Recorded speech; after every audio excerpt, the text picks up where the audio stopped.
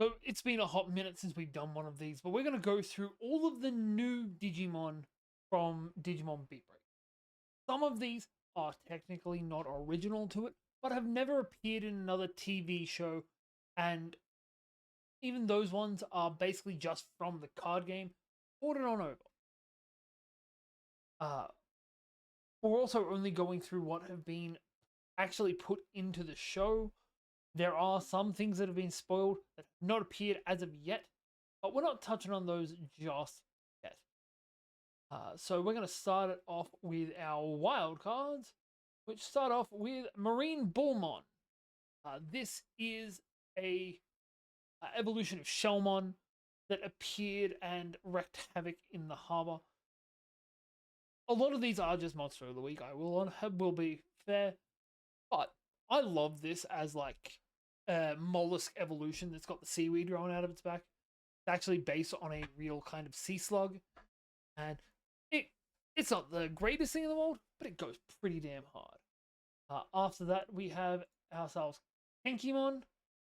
Kenkimon is actually a very old Digimon, but has never actually appeared in a TV show before. Kenkimon is uh,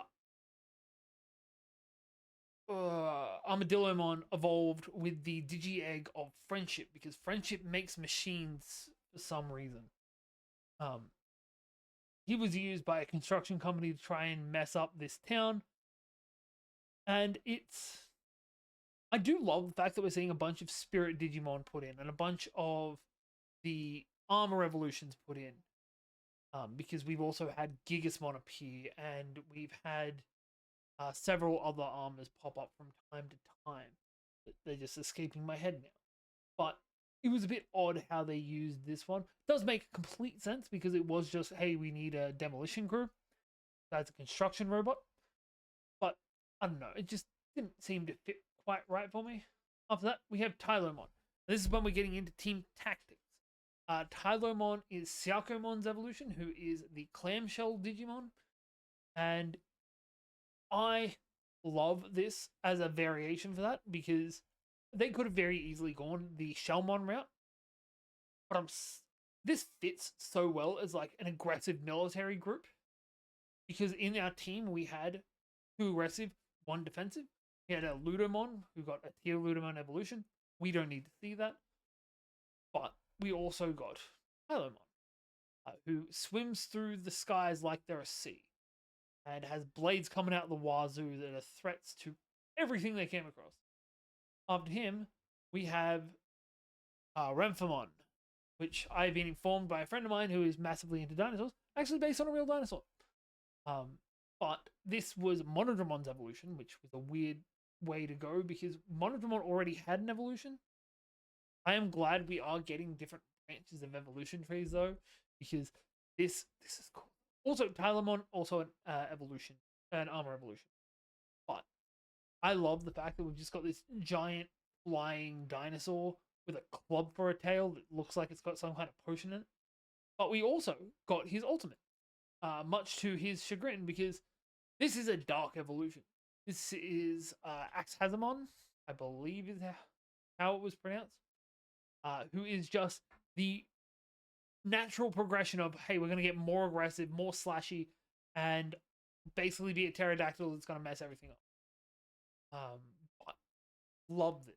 The tactics team was such a great group of villains because each one of them had why they were doing this, and they all fit so well together, but not in a way that suppressed the personality from each or their Digimon from coming.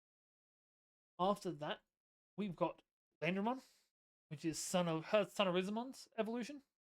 Him and his line, who are all going to pop up in a second, are the head of the tactics organization's Digimon partners, and they were introduced in Digimon, the Digimon TCG and Digimon Liberator as an associated product.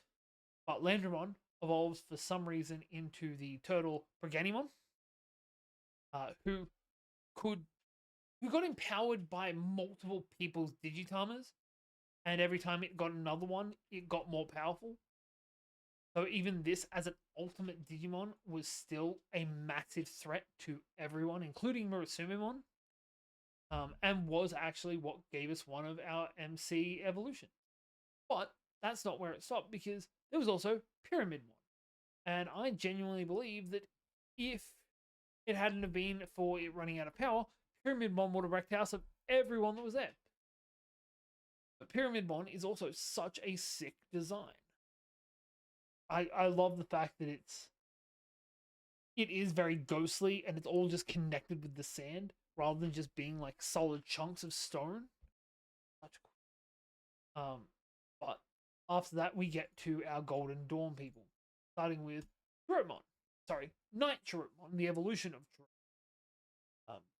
Who I love the fact that Chirrutmon is this like Chirrutmon isn't meant for combat. Chirrutmon is recon, and Night Chirrutmon is like, hey, I am made for recon as well, but I'm also the fastest guy we got on the team. So zip in, zip out, and hit and run tactics are where we're going to go with it. And I like that as a main character option, because usually we don't get that. Usually our main characters are all, we have to fight them head on. No, Night Chirrutmon's just going to fly in and out and take care of things the smart way, which is usually the fast way. After this, we got so many things for the Gekomon line. Starting with his baby, Kekomon. This is Kekomon with 1K. And that has to be pointed out because it's also Kekomon with 2Ks.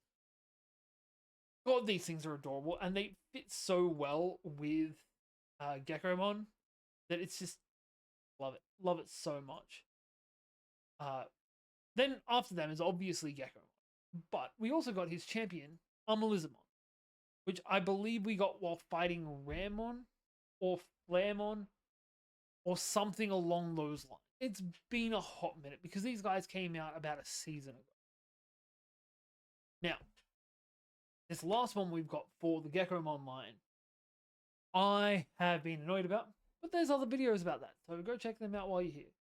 It's Monarch Lizardmon. I am actually not a huge fan of this because this seems like, hey, we're going to go with the throwbacks because we've got some Metal Greymon in there. Yeah, we've got some War Growlmon in there. We didn't need another... Oh, we've got Rise Greymon. We didn't need another mechanical dinosaur for an ultimate level.